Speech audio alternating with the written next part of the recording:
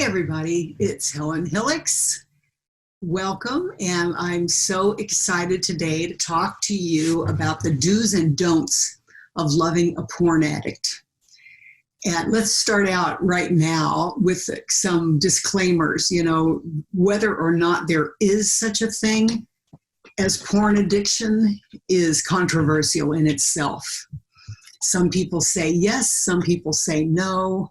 I don't care what you call it. I'm going to call it porn addiction, porn use. I don't care how you label it or don't label it.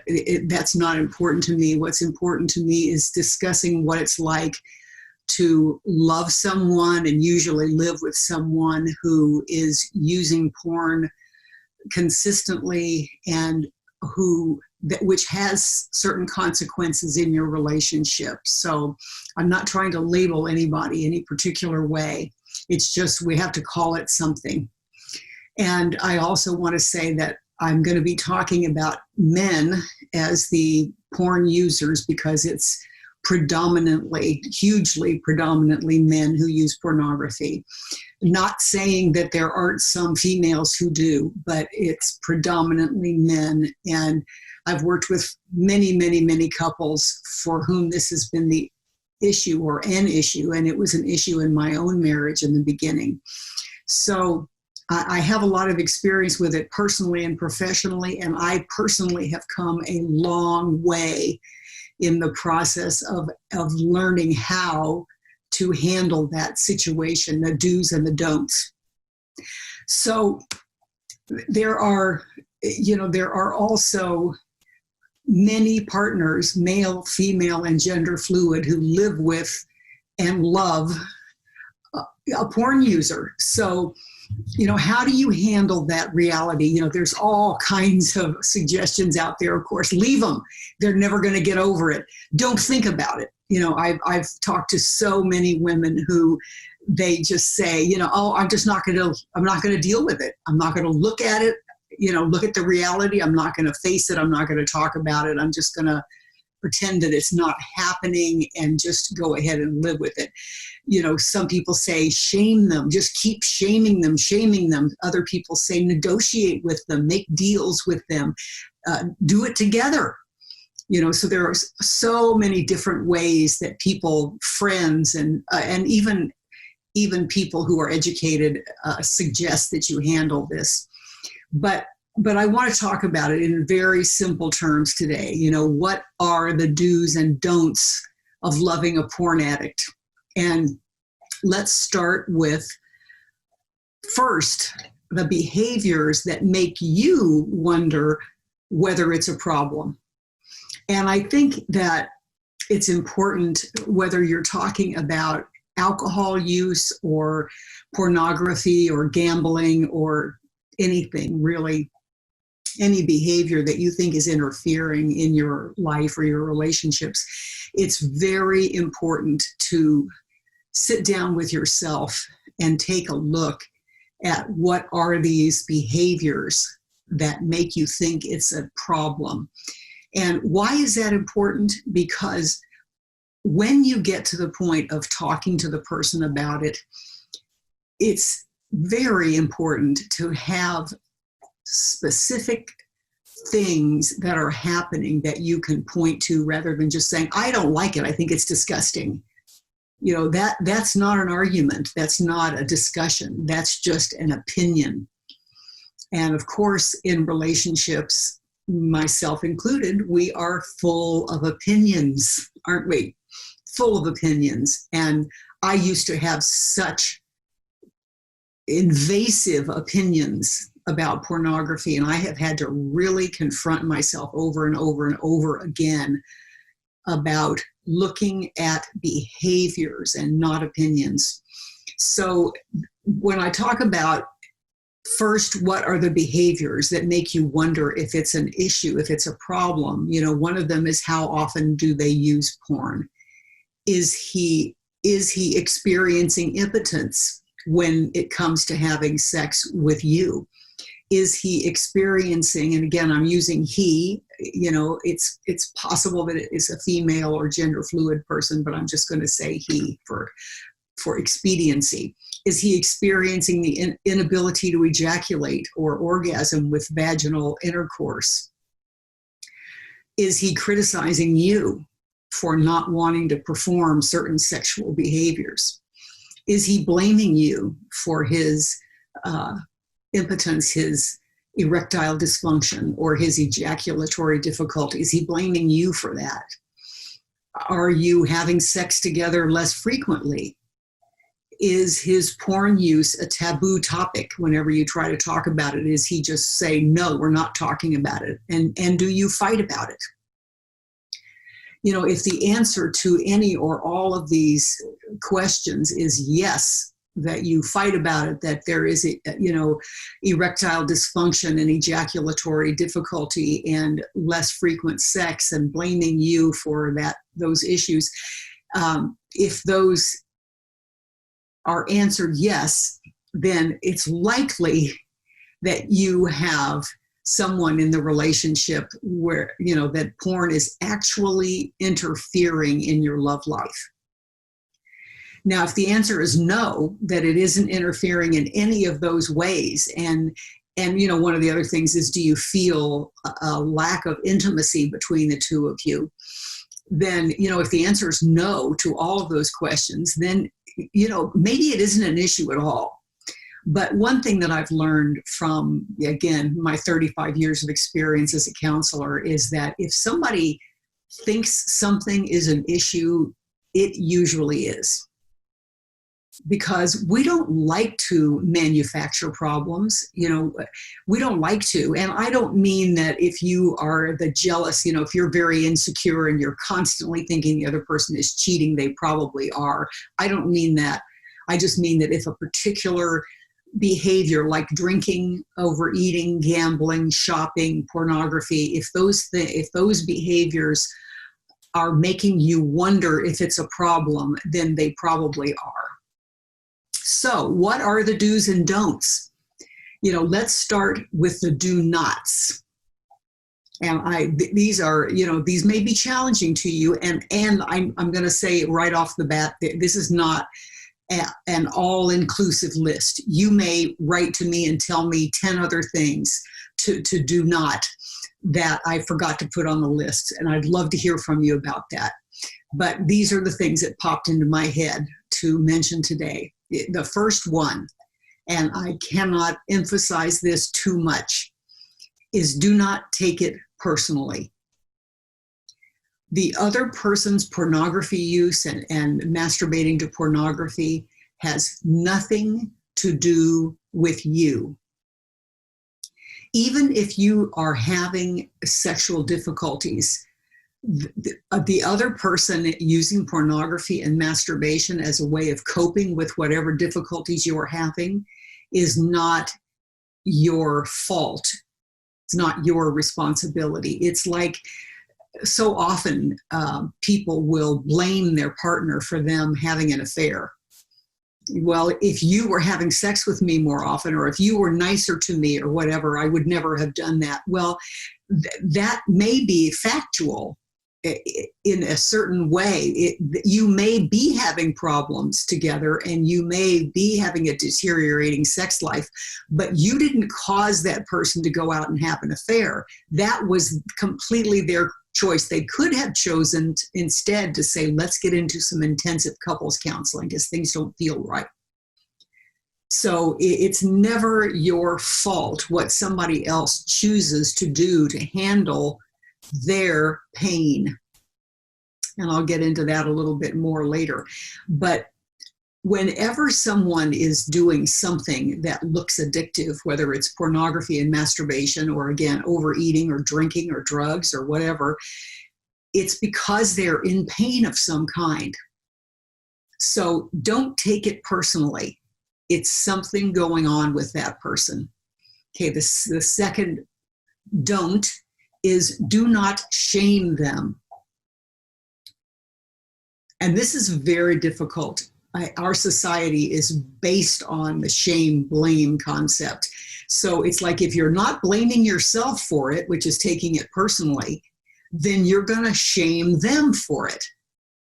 So we got to get out of that whole paradigm, that whole shame, blame paradigm, and just start thinking of it in a more neutral, compassionate way.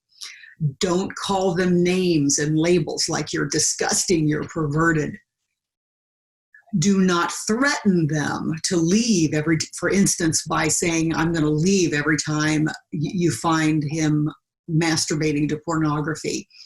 Don't threaten him. Don't threaten him. I'm going to stop paying part of the rent if you don't stop doing that. Whatever it is, I'm going to take the kids away, because you're a pervert. Do not threaten as a way of trying to control the pornography use. Do not withhold sex as a punishment. And again, this is kind of the flip side of, you're not having as much sex as I want, so I'm going to resort to masturbation and pornography. And the flip side of that is, if you're going to use pornography and masturbation, I'm not going to touch you. I'm not going to have sex with you. It's like both of you are using those things as weapons, and that's never going to bring you the result that you're looking for. Do not emotionally withdraw and just say, I give up. Unless you do give up, then that's a whole other issue. Do not talk to personal connections about this issue. I can't tell you how many times couples have come to me and said, oh my God, I so regret going and talking to my mom or my best friend or whomever about, his pornography use, because now they think he's a pervert and don't want to be around him and don't want him to be around their children or whatever it is. And the things between the partners have actually shifted. But they have set such a damaging community perspective about their partner, and with tremendous regrets. So don't do that. Don't talk to other people who know nothing about pornography and masturbation and sex addiction, which is usually the people that you go talk to. Don't do that. Find somebody that is really neutral and that understands those issues and talk to them. Do not get hooked into monitoring his computer or his phone or looking over his shoulder constantly, going into his office when the door is shut. Don't get hooked into that. It's like that is akin to, continuously searching the house for alcohol. That is not going to take you where you want to go either. And do not avoid and hide your own feelings. You can talk about your feelings. I'm feeling alienated. I'm feeling alone. I'm feeling anxious. Whatever it is, don't hide your feelings either and pretend and deny and avoid.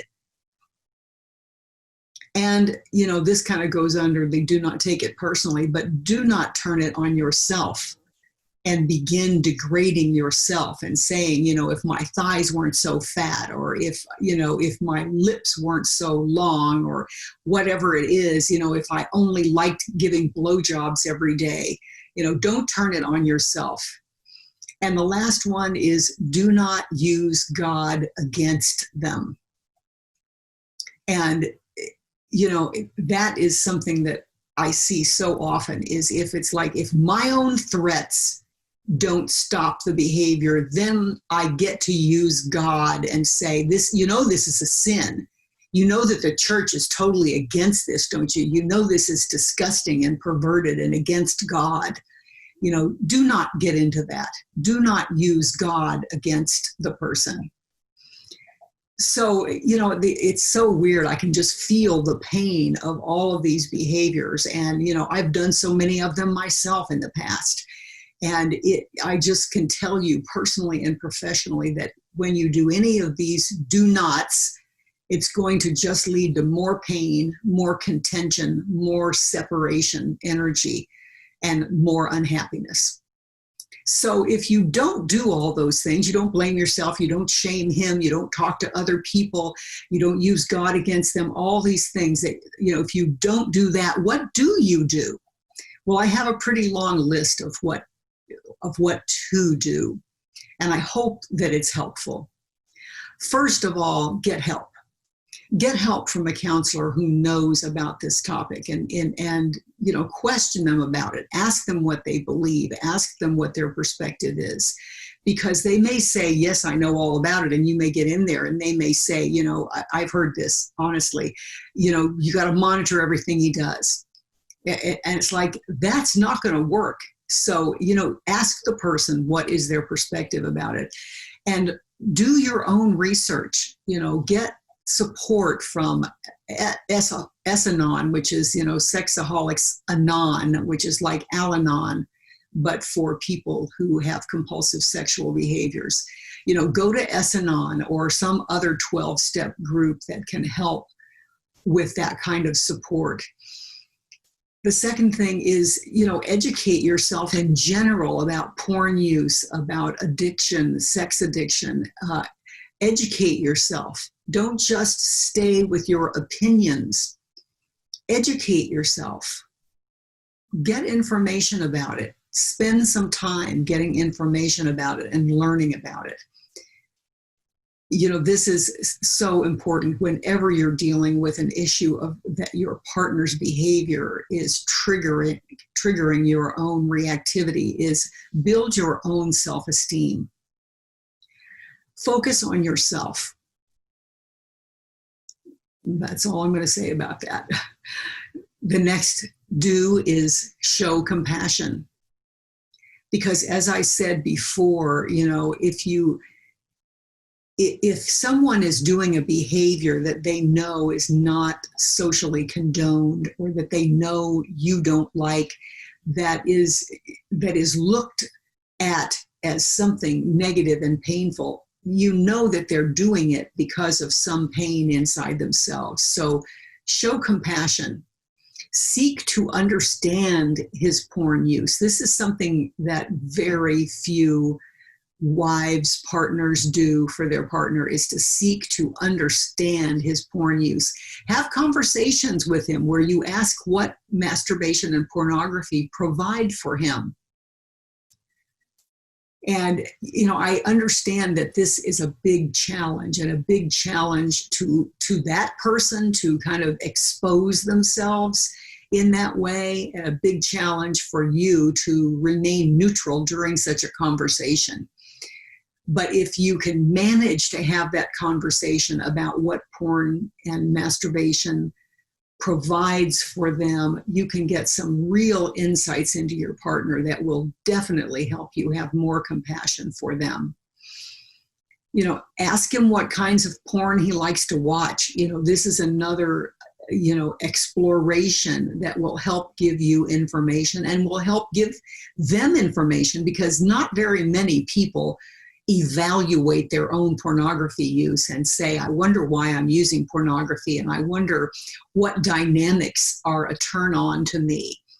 And unless it's child pornography, which, again, is very dangerous, very illegal, and points to a much, much bigger problem that requires very intense psychological work. And at this point, we are very poor at treating pedophilia. We really don't know very much about it or how to help people. But as long as it is not pornography with children, then explore what is the dynamic that they like. And so often it is that with pornography and masturbation, you are never rejected. The person on the screen, there's always wanting, I want you, I want you, I want you, I want you, and I'll do whatever you like. And so, if the person is insecure and doesn't feel good about themselves, and a wealth of other kinds of issues, then that guaranteed wanting energy is very important to them. If they weren't loved by their mother, it can go back to so many deep things. I'm working with a couple right now in which the guy retired. You may have seen prior posts about that, but his dynamic is power. He wants to be in the power position. He wants to feel confident again and wanted and be in the power position. And there's often an element of that. But, why does he seek to be in that kind of dynamic, whatever is the dynamic that he is attracted to? And another question is, how does he feel about himself in general? This, again, requires a level of real open communication and honesty. And it's something that you may not know how to do by yourselves. It might require counseling support, but this is the feeling of it, is the feeling of inquiry and exploration. How does he express his emotions? Does he express his emotions? Or is it like most men in our society are taught not to? They are taught not to express their emotions. And I can't tell you how many times I've worked with men who don't want to be so dependent on their wives or lovers. And that is one of the main reasons they turn to pornography, is because they don't want to be dependent. They don't want to show how needy they are for love and affection and connection. And so they turn to pornography and masturbation to prove that they don't need it. Very common.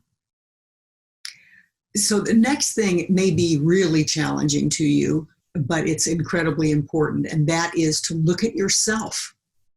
Look at yourself and see what behaviors you use to cope with the pain of life. Life is inevitably painful, whether you feel anxious or you feel angry or you feel insecure or whatever it is. Life is painful. And we are not well taught how to handle pain in healthy ways. We just are not taught that. And some people learn it through counseling and other kinds of workshops and classes and so forth later in life, but it is not traditionally taught in our culture. So we are taught to, if you feel bad about yourself, get plastic surgery. If you feel bad about yourself, buy a new car, and so on and so forth. So look at yourself and see what behaviors you have come to depend on to cope with the pain of life. Mine was food and romantic relationships. And not to mention, the huge list of other things that I have overused at times, working, connecting to my daughter, whatever it is, buying new cars. We all have things that we use and abuse in order to cope with our own pain. So if you will go inward and look at yourself and what you do in order to cover up pain and in order to celebrate things, do you drink? Do you love, I have many, many clients who will acknowledge that they use alcohol to cover up their pain and to celebrate and to have a good time, etc. So if you look inside yourself, and after you look inside yourself with honesty, then try to relate to him and tell him so. I can understand using pornography and masturbation to cover up your pain because I do X, Y, and Z. And that's why I'm not judging you. I'm not shaming you, because I do it too. But this brings up another topic, which is kind of a sideline, but a very important thing to insert here. And that is that our society has such messed up views and attitudes and opinions and beliefs and teachings about sex in general. And so, having an affair or using pornography is treated as some horrible sin, where overeating or shopping or even alcoholism nowadays, it used to be kind of in that category too, but we have so much more understanding of addiction at this point, except for sex addiction and pornography use. But in our society, we put, having an affair or using pornography in this separate disgusting, perverted, sinful category, rather than seeing it as another one of the painful behaviors that we learn to do because we're not taught healthy ones to cope with our feelings. So, after looking inside, then make the effort to relate to him what you do and how you're understanding that it's similar to what he's doing. Okay, what's the next do is to discuss your vision of intimacy and sexuality with your partner and ask them what is theirs. Rather than focusing on, I don't want you to do this, or, this is an issue, work on developing what you do want. Give your couple a contrary vision to work toward, and then put effort into that.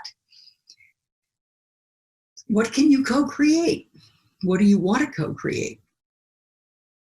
And then see this as a process. We all, again, part of our culture is instant gratification. That's part of the reason that pornography is such an ever increasingly huge business in the world, is because we are seeking instant gratification. And pornography and masturbation give instant gratification. They don't give long-lasting self-esteem and loving relationships, but they give instant gratification. And even when you're trying to find out how to make your way through living with and loving a porn user, we still want instant gratification. We want it to be fixed now. We want them to just stop. Once they realize it's interfering, it should just stop. And it's not how human beings evolve. We evolve slowly over time, and we have ups and downs. And, at some point there may be a resolution that lasts, and it may always be an up and down process. But if you can make friends with the idea that life is a process and that this is no different than any other issue in a relationship, and you're not taking it personally, and you feel that you're developing more intimacy with your partner, then just allow yourselves to see it as a process, and that, you can work through this together. And, that's another point. Another do is do work together to discuss how the two of you can, again, co-create individually and as a couple healthier ways of coping with your pain. Again, provide a contrary focus for your energy. One that develops the ability to talk about your pain, the ability to meditate, the ability to focus on exercising your body so that you feel good about yourself and your health. Develop spiritual practices, get emotional support so that both of you are healthier in mind, body, and spirit. Okay, so the final one really is acknowledge what you love and value about that person. Acknowledge it often to yourself and to them. Because no matter what they say, no matter how defensive they are, they feel bad about it. They know it's not healthy. They know it's interfering in your love life. And they don't feel good about it, but they don't have the self-esteem and the strength to change it at this point. So acknowledge what you love about them, what you respect about them, what you admire about them, and acknowledge it both to them and to yourself often. And then the final one is release the outcome, because we are not in charge. The universe, God, the source is going to guide you through this process. And you have to focus on the process, because that's where all the goodies are. That's where your own growth is going to come from. And that is, to me, the key thing in life, is that everything that happens is an opportunity for you to grow, for you to stop being reactive. for you to learn to be more neutral and inquiring about life, for you to be more compassionate and loving to yourself and everyone else. And if you can remember that this is the journey, this is the path, this is where happiness lies. Happiness doesn't lie in controlling and making everything the way you want it. Happiness lies in your ability to go through the process of living with the most consciousness and the most love and compassion that you can learn to have. So today, I want you to be happy because you are choosing to embrace the process and live in a loving, compassionate, inquiring way. And I love you, and I would love to hear from you about this topic of living with someone who is a porn addict, a porn user, and let me hear from you, and any other topics you'd like me to talk about. Love you.